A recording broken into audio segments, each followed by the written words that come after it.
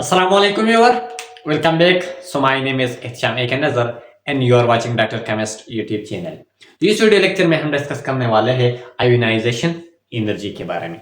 ठीक है, इसका हम डिफिनीशन को डिस्कस करेंगे, इसका एग्जांपल्स, इसका फैक्टर इफेक्टिंग एंड लास्ट में हम trend of ionisation energy and modern periodic table. यानी मॉडर्न पीरियोडिक टेबल में जब हम ग्रुप में टॉप से बॉटम की तरफ आते हैं तो आयोनाइजेशन एनर्जी में क्या चेंज आता है, या जब हम मॉडर्न पीरियोडिक टेबल में पीरियड में लेफ्ट से राइट की तरफ जाते हैं तो इसमें क्या चेंज आएगा। तो इन सारे कंसेप्ट को हम पढ़ेंगे इस वीडियो लेक्चर में। तो चलो स्टार्ट कर लेते हैं कि आयोनाइजेशन एनर्जी क्या होता है। तो सिंपल हमने क्लास 9 केमिस्ट्री का unit number 3 periodic table and periodicity उसको स्टार्ट किया हुआ है। और हमने पीरियोडिसिटी में इनसे पहले वीडियो लेक्चर में हम एटॉमिक साइज के बारे में हमने डिटेल के साथ एक वीडियो बनाया जो आप देख सकते हैं। अब जो दूसरा लेक्चर है पीरियोडिसिटी यानी पीरियोडिसिटी का प्रॉपर्टी के बारे में, वो हमारे पास है आयोनाइजेशन एनर्जी। अब आयोनाइजेशन एनर्जी को हम एक और नाम से भी याद किया जा सकता है जो कि हमारे पास है आयोनाइजेशन पोटेंशियल। यानी आयोनाइजेशन एनर्जी को हम आयोनाइजेशन पोटेंशियल भी कहते हैं। कुछ बुक्स में इस टर्म को आयोनाइजेशन पोटेंशियल दिया गया है, लेकिन कुछ बुक्स में इस टॉपिक को आयोनाइजेशन एनर्जी के थ्रू एक्सप्लेन किया गया है। यानी ये दोनों टर्म हमारे पास सेम है। ठीक है, आयोनाइजेशन एनर्जी को हम आयोनाइजेशन पोटेंशियल कहते हैं या आयोनाइजेशन पोटेंशियल को हम आयोनाइजेशन एनर्जी कहते हैं। कंफ्यूज होने की बात नहीं है। अब आते हैं कि इसका डेफिनेशन क्या है, इसको हम कैसे डिफाइन कर सकते हैं। तो simple, the minimum amount of energy required to remove the valence electron from an gaseous atom is called ionisation energy. इस डेफिनेशन में कुछ टर्म है, इसको पहले आपको याद रखना जरूरी है। पहली बात ये है कि एक तो वैलेंस इलेक्ट्रॉन का आपको पता होना चाहिए कि वैलेंस इलेक्ट्रॉन क्या होता है। तो फॉर एग्जांपल ये हमारे पास एक एटम है। ठीक है, एटम में डिफरेंट शील है, ये फर्स्ट शील है, ये सेकंड शील है, ये थर्ड शील है। इसी तरह ये जो लास्ट शील है इसको हम वैलेंस शील कहते हैं, और वैलेंस शील में जो इलेक्ट्रॉन प्रेजेंट होता है उसको हम वैलेंस इलेक्ट्रॉन कहते हैं। इसी तरह जो इनर शील है उसको हम इनर शील कहते हैं। सिंपल, यानी वैलेंस शील के अंदर ये फर्स्ट एंड सेकंड शील, या जिसको आपको जो नजर आ रहा है ना, ये फर्स्ट शील है, ये सेकंड शील है, तो ये हमारे पास इनर शील है। यहाँ पर जो इलेक्ट्रॉन है उसको हम इनर इलेक्ट्रॉन कहते हैं। तो सिंपल, वैलेंस इलेक्ट्रॉन हमारे पास वो इलेक्ट्रॉन होते हैं जो कि एक एटम के वैलेंस शील में होते हैं, और वैलेंस शील हमारे पास एक एटम की लास्ट शील होता है जहां पर इसकी जो लास्ट इलेक्ट्रॉन है वही मौजूद होता है। ठीक है, अब सिंपल इज दैट, यानी ये हमारे पास एक एटम है, इस एटम की वैलेंस शील में हमारे पास एक इलेक्ट्रॉन है। ठीक है, इस एक इलेक्ट्रॉन को निकालने के लिए, सिंपल, इस इलेक्ट्रॉन को इस एटम से निकालने के लिए जितनी एनर्जी दरकार है उस एनर्जी को हम आयोनाइजेशन एनर्जी कहते हैं। ठीक है, सिंपल है, वो एनर्जी जो कि एक एटम की वैलेंस शील से एक इलेक्ट्रॉन निकालने के लिए दरकार होती है ना, उस एनर्जी को हम आयोनाइजेशन एनर्जी या आयोनाइजेशन पोटेंशियल कहते हैं। ठीक है, सिंपल। तो the minimum amount of energy, वो कम से कम एनर्जी रिक्वायर्ड टू रिमूव, हमारे लिए दरकार है, रिक्वायर्ड है कि हम रिमूव करें, हम निकालें the valence electron from an gaseous atom. एक बात ये भी नोट करना कि यहां पर हम जो आयोनाइजेशन एनर्जी होता है, एक एटम से इलेक्ट्रॉन तब निकलता है जब हमारे पास गैसियस फॉर्म में होता है। यानी फॉर एग्जांपल मेरे पास एक एटम सॉलिड फॉर्म में है, तो सॉलिड फॉर्म को पहले आपको इतना एनर्जी देना पड़ेगा कि वो गैसियस फॉर्म में कन्वर्ट हो जाए। ठीक है, यानी जो भी आप एनर्जी देते हैं एक सॉलिड फॉर्म में, तो वो हो सॉलिड फॉर्म में वो फिर लिक्विड में कन्वर्ट होता है, लिक्विड फिर गैस में कन्वर्ट होता है, लास्ट में फिर वो इलेक्ट्रॉन को निकालने के लिए आपको एनर्जी देना होगा। तो सिंपल, गैसियस फॉर्म में एक एटम की वैलेंस शील से इलेक्ट्रॉन निकालने के लिए जो एनर्जी दरकार होती है ना, उस एनर्जी को हम आयोनाइजेशन एनर्जी कहते हैं। क्लियर? ये था simple definition of ionisation energy. अब इसका सिंबल क्या है, इसको हम आई से रिप्रेजेंट कर लेते हैं, या आई से आयोनाइजेशन एनर्जी और आयोनाइजेशन पोटेंशियल। यूनिट क्या है, इसको हम, ये जो एनर्जी है, एनर्जी का यूनिट हमारे पास जूल पर मोल होता है, इस तरह किलो जूल पर मोल होता है। ठीक है, ये दोनों यूनिट हम इस्तेमाल कर लेते हैं आयोनाइजेशन एनर्जी के लिए। ये स्मॉल यूनिट है एंड ये हमारे पास जो है बड़े यूनिट है। एग्जाम्पल क्या है? एग्जाम्पल में यहां पर आप देख सकते हैं कि हमारे पास सोडियम है। सोडियम के फर्स्ट शेल और इसमें 3 शेल्स है। यहां पर मैंने जो आपको नोट पिक्चर दिया गया है ना, ये सोडियम का एटम है। फर्स्ट शेल है हमारे पास, तो फर्स्ट शेल में हमारे पास 2 इलेक्ट्रॉन आते हैं, ठीक है। फिर सेकंड शेल में हमारे पास 8 इलेक्ट्रॉन है और लास्ट शेल में हमारे पास 1 इलेक्ट्रॉन मौजूद है, ठीक है। यानी सोडियम का जो एटॉमिक नंबर है वो हमारे पास 11 है। इसको अगर आप शेल में अरेंज कर लेते तो फर्स्ट शेल में 2 इलेक्ट्रॉन, सेकंड शेल में 8 इलेक्ट्रॉन, थर्ड शेल में 1 इलेक्ट्रॉन आता है। अब इस एक इलेक्ट्रॉन को निकालने के लिए जितनी एनर्जी दरकार है उसको हम आयोनाइजेशन एनर्जी कहते हैं। तो उस एक इलेक्ट्रॉन जो कि वैलेंस शेल में प्रेजेंट है, उस वैलेंस शेल में इस इलेक्ट्रॉन को निकालने के लिए 496 किलो जूल पर मोल इतनी एनर्जी दरकार है। यानी इस इलेक्ट्रॉन जो कि हमारे पास सोडियम का एटम है, इस इलेक्ट्रॉन को निकालने के लिए कितनी एनर्जी दरकार है? 496 किलो जूल पर मोल इतनी एनर्जी दरकार है ताकि इस सोडियम के इस वैलेंस शेल का जो इलेक्ट्रॉन है ताकि इसको निकाल दे।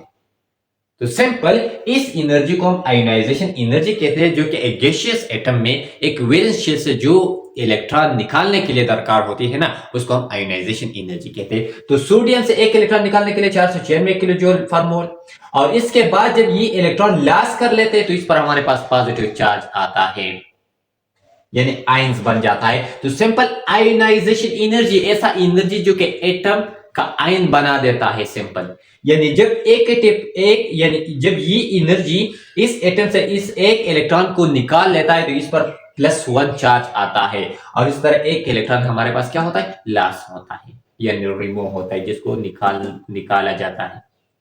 इसी तरह अगर दूसरा एग्जांपल आप देखें, मैग्नीशियम का जो एटॉमिक नंबर है ये 12 है। फर्स्ट शेल में हमारे पास 2 इलेक्ट्रॉन, सेकंड शेल में हमारे पास 8 इलेक्ट्रॉन, थर्ड शेल में हमारे पास 2 इलेक्ट्रॉन। यानी वैलेंस शेल में हमारे पास नंबर ऑफ इलेक्ट्रॉन कितने हैं? 2 है। तो अब इस 2 में से एक इलेक्ट्रॉन निकालने के लिए आपको कितना एनर्जी दरकार है? 738 किलो जूल पर मोल इतना एनर्जी दरकार है। तो इस एनर्जी से हम इस मैग्नीशियम से एक इलेक्ट्रॉन को निकाल सकते हैं। तो मैग्नीशियम से जब आप एक इलेक्ट्रॉन निकाल लेते हैं तो मैग्नीशियम +1 बन जाता है, यानी इस पर +1 चार्ज आता है और एक इलेक्ट्रॉन निकल जाता है। इसी तरह फिर हम इस मैग्नीशियम से जिनसे पहले ही एक इलेक्ट्रॉन निकाला गया है, इसको अगर हम फर्दर एनर्जी दे, ठीक है, ताकि ये जो 1 इलेक्ट्रॉन रह गया है वैलेंस शेल में, ताकि इसको हम निकाले, तो इसके लिए हमें चाहिए कि हम 1450 किलो जूल पर मोल एनर्जी दे। यानी मैग्नीशियम की सेकंड इलेक्ट्रॉन को निकालने के लिए 1450 किलो जूल पर मोल एनर्जी दरकार होगी, ताकि इस सेकंड इलेक्ट्रॉन को हम यहां से निकाल दें, इसके वैलेंस शेल से निकाल दें, तो मैग्नीशियम +2 बन जाएगा। तो यहां पर आप देख सकते हैं कि जो फर्स्ट इलेक्ट्रॉन निकालने के लिए एनर्जी 738 है, लेकिन सेकंड इलेक्ट्रॉन निकालने के लिए एनर्जी 1450 है, जो फर्स्ट इलेक्ट्रॉन के डबल तकरीबन बन जाता है। तो ये क्यों? इसका रीजन है कि जब हमारे पास एक न्यूट्रल एटम होता है तो एक न्यूट्रल एटम से इलेक्ट्रॉन निकालना आसान होता है, तो इसके लिए एनर्जी दरकार होती है कम। लेकिन दूसरी तरफ जब हमारे पास एक एटम पहले से ही इलेक्ट्रॉन को लॉस किया है उसने, तो उनसे एक और इलेक्ट्रॉन को निकालना थोड़ा मुश्किल होता है, तो इसके लिए आपको एनर्जी ज्यादा दरकार है, यानी ज्यादा एनर्जी दरकार होती है ताकि हम इनसे सेकंड इलेक्ट्रॉन को क्या करें? निकालें एक मैग्नीशियम एटम से। इसी तरह जितने भी एटम होता है तो इनसे एक इलेक्ट्रॉन निकालना आसान होता है, यानी इसके लिए कम एनर्जी दरकार होती है। लेकिन जब हम 2 या 3 इलेक्ट्रॉन फिर निकालते हैं तो इसके लिए जो आयोनाइजेशन एनर्जी होता है वो इंक्रीज हो जाता है, ठीक है। अब हम पढ़ते हैं कि इसका पिक्टर इफेक्टिंग कौन सा है और ट्रेंड क्या है आयोनाइजेशन एनर्जी का पीरियड में, यानी ग्रुप और पीरियड दोनों में, जो मॉडर्न पीरियोडिक टेबल में हम उसको देखेंगे। तो चलो आप डिस्कस करते हैं कि इसका पिक्टर इफेक्टिंग ऑफ आयोनाइजेशन एनर्जी, यानी वो कौन से पिक्टर है जो कि आयोनाइजेशन एनर्जी पर इफेक्ट कर लेते हैं। तो सबसे पहले हमारे पास एटॉमिक रेडियस है, ठीक है। तो एटॉमिक रेडियस हमारे पास आयोनाइजेशन एनर्जी को इनवर्सली प्रोपोर्शनल है। इनवर्सली प्रोपोर्शनल क्या कहते हैं? इनवर्सली प्रोपोर्शनल का मतलब ये है कि अगर एक चीज बढ़ जाता है और दूसरा हमारे पास डिक्रीज हो जाता है यानी कम हो जाता है तो उसको हम इनवर्सली प्रोपोर्शनल कहते हैं। तो एटॉमिक रेडियस हमारे पास आयोनाइजेशन एनर्जी को क्या है, इनवर्सली प्रोपोर्शनल है। अगर हमारे पास एटॉमिक रेडियस इंक्रीज होता है तो आयोनाइजेशन एनर्जी हमारे पास क्या होगा, डिक्रीज होगा। लेकिन अगर हमारे पास एटॉमिक रेडियस डिक्रीज होता है तो हमारे पास आयोनाइजेशन एनर्जी हमारे पास क्या होगा, इंक्रीज होगा। यानी फॉर एग्जांपल यहां पर हमारे पास एटॉमिक रेडियस कम है। एटॉमिक रेडियस इनसे पहले वीडियो में हमने डिस्कस किया कि न्यूक्लियस और वैलेंस शेल के दरमियान जो डिस्टेंस है उसको हम एटॉमिक रेडियस कहते हैं, ठीक है। तो यहां पर इस इलेक्ट्रॉन को निकालने के लिए एनर्जी ज्यादा दरकार होगी। क्यों? क्योंकि इस इलेक्ट्रॉन को इस न्यूक्लियस ने स्ट्रांगली क्या किया, अट्रैक्ट किया हुआ है अपनी तरफ, ठीक है। तो इसी वजह से इस इलेक्ट्रॉन को निकालने के लिए एनर्जी हमें ज्यादा दरकार होगी, तो इसलिए आयोनाइजेशन एनर्जी ज्यादा होगी इसका। इसी तरह यहां पर अगर देखा जाए तो इसका एटॉमिक रेडियस इनसे ज्यादा है तो इसको कम एनर्जी दरकार होगी।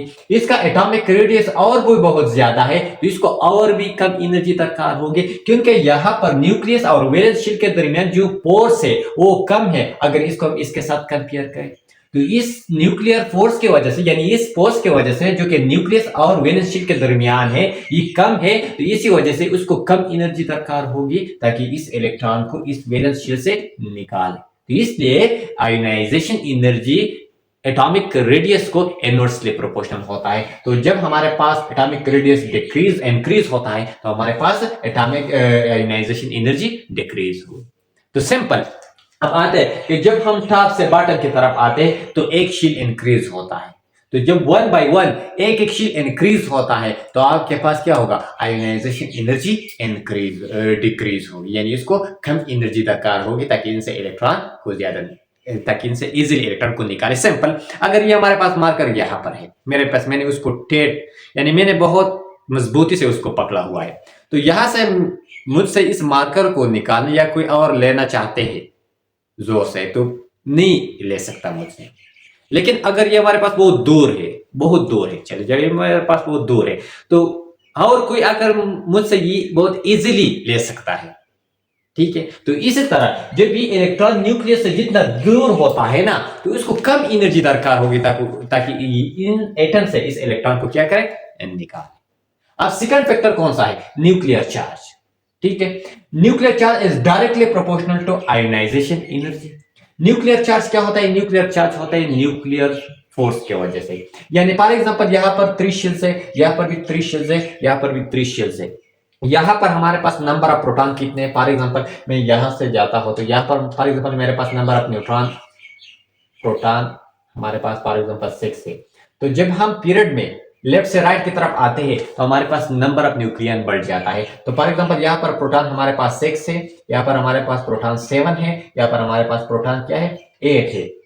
तो यहाँ पर हमारे पास जो न्यूक्लियर चार्ज है वो इंक्रीज होता है और न्यूक्लियर चार्ज की वजह से यानी यहाँ पर फॉर एग्जांपल ये वैलेंस इलेक्ट्रॉन है तो इस पर 6 प्रोटॉन फोर्स लगाता है, अपनी तरफ अट्रैक्ट कर लेते हैं। लेकिन यहाँ पर हमारे पास 7 प्रोटॉन है जो कि इस इलेक्ट्रॉन को अपनी तरफ अट्रैक्ट कर लेते हैं। यहाँ पर हमारे पास 8 प्रोटॉन है जो इस इलेक्ट्रॉन को अपनी तरफ अट्रैक्ट कर लेते हैं। तो न्यूक्लियर चार्ज की वजह से ये इलेक्ट्रॉन और जो वैलेंस शेल है इसका रेडियस कम हो जाता है। और मैंने पहले ऊपर ही बताया कि एटॉमिक रेडियस जब कम हो जाता है तो हमारे पास आयोनाइजेशन एनर्जी इंक्रीज होता है।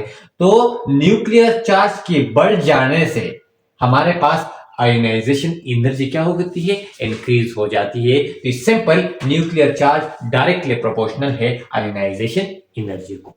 और थर्ड हमारे पास है शील्डिंग इफेक्ट। अब शील्डिंग इफेक्ट क्या कहते हैं, शील्डिंग इफेक्ट सिंपल, एक होता है वैलेंस इलेक्ट्रॉन, एक होता है इनर इलेक्ट्रॉन, ठीक है। और हमें पता है कि न्यूक्लियस और इलेक्ट्रॉन के दरमियान फोर्स ऑफ अट्रैक्शन होता है, ठीक है। तो जब इनर इलेक्ट्रॉन आउटर इलेक्ट्रॉन को यानी वैलेंस इलेक्ट्रॉन को न्यूक्लियस से क्या कर लेते हैं, छुपा देते हैं। इस प्रोसेस को, इस इफेक्ट को हम शील्डिंग इफेक्ट कहते हैं। यानी सिंपली जब ये इलेक्ट्रॉन इस इलेक्ट्रॉन और न्यूक्लियस के माबेन आ जाता है, इसके दरमियान आ जाता है, तो इस न्यूक्लियस और इसके इलेक्ट्रॉन के दरमियान जो फोर्स है वो कम हो जाता है। इस इफेक्ट को हम शील्डिंग इफेक्ट कहते हैं। यानी ये इनर इलेक्ट्रॉन इस आउटर इलेक्ट्रॉन को शील्ड कर लेते हैं न्यूक्लियस से। ठीक है, तो इस इफेक्ट को हम शील्डिंग इफेक्ट कहते हैं। यहां पर अगर देखा जाए तो इनर इलेक्ट्रॉन 2 है, यहां पर इनर इलेक्ट्रॉन हमारे पास 10 है, यहां पर इनर इलेक्ट्रॉन हमारे पास कितने हैं, तकरीबन 28 है। तो जब हमारे पास नंबर ऑफ शील बढ़ जाता है तो हमारे पास इनर इलेक्ट्रॉन ज्यादा हो जाता है, और जब इनर इलेक्ट्रॉन ज्यादा होता है तो इस इनर इलेक्ट्रॉन की वजह से जो आउटर इलेक्ट्रॉन होता है, जो वैलेंस इलेक्ट्रॉन होता है, वो ज्यादा शील्ड होता है न्यूक्लियस से। तो इसी वजह से शील्डिंग इफेक्ट इंक्रीज हो जाता है। तो आप सिंपल कह सकते हैं कि shielding effect is directly proportional to inversely proportional to ionisation energy. यानी जब शील्डिंग इफेक्ट बढ़ जाता है तो आयोनाइजेशन एनर्जी हमारे पास क्या हो जाता है, कम हो जाता है। क्यों? यहां पर इस इलेक्ट्रॉन को निकालना मुश्किल है, लेकिन यहां पर इस वैलेंस इलेक्ट्रॉन से इस वैलेंस शील्ड से इस इलेक्ट्रॉन को निकालना आसान है, क्योंकि यहां पर जो वैलेंस इलेक्ट्रॉन है और न्यूक्लियस है, इसके दरमियान इनर इलेक्ट्रॉन है। यानी इस इलेक्ट्रॉन को इस इनर इलेक्ट्रॉन ने शील्ड किया हुआ है, इसका फोर्स ऑफ अट्रैक्शन कम है, तो इजीली इस इलेक्ट्रॉन को निकाल जा सकता है। यानी इस इलेक्ट्रॉन को निकालने के लिए हमें कम एनर्जी दरकार होगी, तो इसी वजह से आयोनाइजेशन एनर्जी हमारे पास कम होगी बनिस्बत इस इलेक्ट्रॉन को। तो सिंपल, जब हमारे पास शील्डिंग इफेक्ट बढ़ जाता है, और वो कब बढ़ जाता है, जब हमारे पास नंबर ऑफ शील्ड बढ़ जाता है, और शील्ड जब बढ़ जाते हैं तो हमारे पास एटॉमिक रेडियस बढ़ जाता है, और एटॉमिक रेडियस और हमारे पास आयोनाइजेशन एनर्जी के दरमियान इनवर्सली प्रोपोर्शनल है। तो इसी वजह से जब शील्डिंग इफेक्ट बढ़ जाता है तो हमारे पास आयोनाइजेशन एनर्जी कम हो जाता है। ठीक है, तो ये था वेक्टर इफेक्टिंग। अब हम डिस्कस करने वाले हैं ट्रेंड के बारे में कि ट्रेंड क्या होता है आयोनाइजेशन एनर्जी का। तो चलो अब हम ट्रेंड को डिस्कस करेंगे, trend of ionisation energy in modern periodic table. तो मॉडर्न पीरियोडिक टेबल हमारे पास ग्रुप्स और पीरियड्स पर मुश्तमिल है। तो चलो फर्स्ट हम trend of ionisation energy in group को डिस्कस कर लेते हैं। तो यहाँ पर मैंने लिखा है कि ionisation energy decrease in group from top to bottom. यानी मॉडर्न पीरियोडिक टेबल में जब हम ग्रुप्स में टॉप से बॉटम की तरफ आते हैं तो हमारे पास आयोनाइजेशन एनर्जी इंक्रीज हो जाता है, डिक्रीज हो जाता है। अब क्यों डिक्रीज हो जाता है, इसका रीजन ये है एटॉमिक रेडियस इंक्रीज। ठीक है, यानी सिंपल एटॉमिक रेडियस इंक्रीज हो जाता है, जिसकी वजह से हमारे पास आयोनाइजेशन एनर्जी डिक्रीज हो जाता है। इनसे प्रीवियस जो है हमने डिस्कस किया जो वेक्टर इफेक्टिंग है वहां पर कि जो एटॉमिक रेडियस है वो आयोनाइजेशन एनर्जी को इनवर्सली प्रोपोर्शनल है। अगर हमारे पास एटॉमिक रेडियस इंक्रीज होता है तो आयोनाइजेशन एनर्जी डिक्रीज होगी। तो इसी वजह से जब हम ग्रुप्स में टॉप से बॉटम की तरफ आते हैं तो एटॉमिक रेडियस इंक्रीज होता है। यहाँ पर आप देख सकते हैं कि ये हमारे पास फॉर एग्जांपल ये हमारे पास ग्रुप पीरियड नंबर 2 है, ये हमारे पास पीरियड नंबर 3 है, ये हमारे पास पीरियड नंबर 4 है, क्योंकि नंबर ऑफ शील्ड हमें पीरियड ही के बारे में बताते थे। लेकिन जब हम टॉप से बॉटम की तरफ आते हैं तो हमारे पास नंबर ऑफ शील्ड इंक्रीज हो जाता है। तो सिंपल इसका रेडियस ये है, इसका रेडियस ये है, और इसका रेडियस हमारे पास ये है। तो हमारे पास एटॉमिक रेडियस इंक्रीज हो जाता है जब हम ग्रुप में टॉप से बॉटम की तरफ जाते हैं, जिसकी वजह से हमारे पास आयोनाइजेशन एनर्जी डिक्रीज होता है। अब पीरियड में इसका ट्रेंड क्या है, trend of ionisation energy and period. Ionization energy increase in group में in period, simple in period from left to right, in period from left to right. और क्यों इंक्रीज हो जाता है, क्योंकि हमारे पास न्यूक्लियर चार्ज इंक्रीज होता है। यानी सिंपल जब हम मॉडर्न पीरियोडिक टेबल में पीरियड में लेफ्ट से राइट, अगर मैं ऐसा खड़ा हो जाऊं तो ये हमारे पास लेफ्ट साइड है, तो जब हम लेफ्ट से राइट की तरफ जाते हैं, यानी सिंपल ये हमारे पास पीरियोडिक टेबल है, ये पीरियड है और ये हमारे पास ग्रुप है। तो जब हम पीरियड में ऐसे जाते हैं तो हमारे पास न्यूक्लियर चार्ज बढ़ जाता है। तो जब हमारे पास न्यूक्लियर चार्ज बढ़ जाता है तो इनसे प्रीवियस हमने डिस्कस किया, इनसे पिछले टॉपिक में, जो कि वेक्टर इफेक्टिंग के कि न्यूक्लियर चार्ज डायरेक्टली प्रोपोर्शनल है हमारे पास आयोनाइजेशन एनर्जी को। तो जब हम पीरियड में लेफ्ट से राइट की तरफ जाते हैं तो हमारे पास न्यूक्लियर चार्ज इंक्रीज हो जाता है। जब न्यूक्लियर चार्ज इंक्रीज हो जाता है तो हमारे पास आयोनाइजेशन एनर्जी भी इंक्रीज होता है। यानी न्यूक्लियर चार्ज की वजह से हमारे पास एटॉमिक रेडियस डिक्रीज होता है। यहाँ पर आप देख सकते हैं कि ये हमारे पास सेम पीरियड है, यहाँ पर 3 शेल्स है, यहाँ पर भी नंबर ऑफ शेल 3 है, यहाँ पर भी नंबर ऑफ शेल 3 है, यानी तीनों एटम्स हमारे पास सेम ही पीरियड से बिलोंग कर लेते हैं। तो जब हम ए से जाते हैं तो इसी वजह से न्यूक्लियर चार्ज बढ़ जाते हैं और न्यूक्लियर चार्ज के बढ़ जाने से जो एटॉमिक रेडियस है वो डिक्रीज हो जाता है, जिसकी वजह से आयोनाइजेशन एनर्जी हमारे पास क्या होता है, इंक्रीज हो जाता है। तो सिंपल, जब हम मॉडर्न पीरियोडिक टेबल में पीरियड में लेफ्ट से राइट की तरफ जाते हैं तो हमारे पास आयोनाइजेशन एनर्जी इंक्रीज हो जाता है। और रीजन क्या है, क्यों इंक्रीज होता है? क्योंकि हमारे पास न्यूक्लियर चार्ज बढ़ जाता है और न्यूक्लियर चार्ज के बढ़ जाने से एटॉमिक रेडियस कम हो जाता है। ठीक है, तो ये था trend of ionisation energy and period. तो ये था सिंपल आयोनाइजेशन एनर्जी, उसको हमने डिटेल के साथ डिस्कस किया। आयोनाइजेशन एनर्जी क्या होता है, इसका डेफिनेशन, इसका एग्जांपल, फिर इसका पिक्चर इफेक्टिंग, और ये था ट्रेंड ऑफ आयोनाइजेशन एनर्जी। ठीक है, तो इन सारे टॉपिक का स्क्रीनशॉट लीजिए। ठीक है, अपने नोट्स बनाइए और जो लोग इस चैनल पर नए, चैनल को सब्सक्राइब कीजिए, लाइक कीजिए, अपने दोस्तों के साथ जरूर शेयर कीजिए। And thank you for watching.